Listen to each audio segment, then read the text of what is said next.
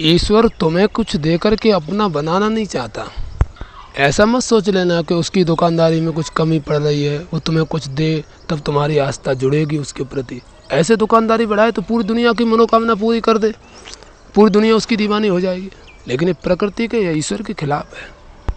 ये अलग बात है, संयोगवश तुम्हारा कुछ काम बन जाए, तुम ईश्वर की कृपा समझो, लेकिन तुम्हारे ऊपर विशेष कुछ कृपा की हुई है ऐसा मत समझ लेना। ऐसा मन में भाव ही मत लाना कि मैं प्रेम तब करूँगा ईश्वर का दीवाना या ईश्वर का भक्त तब होऊंगा कि मेरा ये अमुक काम हो जाए पूरा। तुम्हारी इच्छा पूर्ति करने के लिए ईश्वर नहीं है, और ऐसे प्रेम की उसे आवश्यकता भी नहीं है। भक्तों को नहीं बढ़ाना है।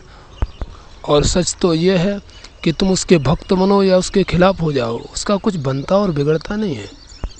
99% लोगों का प्रेम इसी पर निर्भर है, इसी पर टिका है कि या तो उसे कुछ मिलने की संभावना रही हो, और या कुछ ना भी मिले लेकिन सांत्वना मिलती रहे कि मिलेगा, उम्मीद बनी रहे, मिलने की उम्मीद बनी रहे। अगर जिस दिन मिलने की उम्मीद खत्म हो जाए तुम्हारा प्रेम दूर खड़ा हो जाता है। ये प्रेम नहीं है। और मनोकामना पूर्ति ईश्वरी सिद्धांत या प्रकृति के सिद्धांत के खिलाफ इसलिए है क्योंकि जब तक जो वस्तु नहीं मिलती है तब तक उसके प्रति तड़प होती है। मिलने के बाद ज़रूरी नहीं है कि उसकी मिलने की जो सुख था वो तो आपसे दूर हो गया। जो मिलने का, जो प्राप्त होने का सुख है उसको आप भूल गए, लेकिन जो प्राप्त नहीं है उसके लिए फिर तड़प चालू हो गई। और प्रकृति का स्वभाव है परिवर्तनशील। परिवर्तन को स्वीकार करो। संतुष्टि प्रकृति की सबसे बड़ी संपत्ति है। अगर जिसने परिवर्तन को स्वीकार कर लिया, जैसा हो रहा है उसमें संतुष्ट होना सीख लिया, आप समझ लो ईश्वर के भक्त से भी आगे निकल गए। फिर उसे भक्ति की आवश्यकता नहीं है। कुछ मांग लेकर के भक्ति करने वाला कभी सुखी ना हो सकेगा, क्योंकि मांग कभी मरेगी ही नहीं, मिटेगी ही नहीं, तीव्रता बढ़ती जाएगी।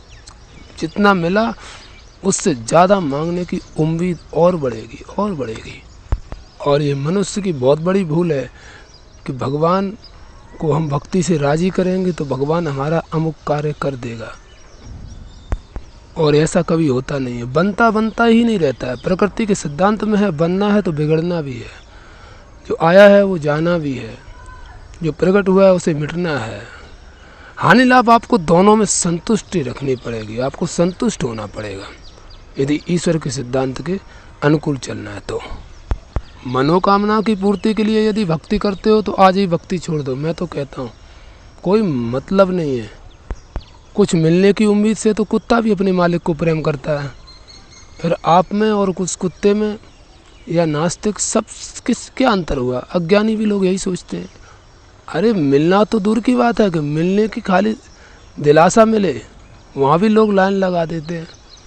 खाली ये मिले, ऐसा लगे कि यहाँ से मिल सकता है, भले ना मिले लेकिन सांत्वना भर मिले कि यहाँ से हमारी उम्मीद पूरी हो गई, वहाँ पर भी लोग मत्था टेकना चालू कर देते हैं। अज्ञानियों का विषय ही है।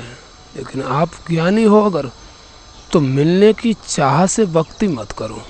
जो मिलता है उसमें ही संतुष्ट हो, और वही समझो कि ईश्वर की कृपा से मिला है। क्योंकि जीवन तो उतना ही है, मिल के भी आखिर सबसे बिछड़ना है, निश्चित तौर से है।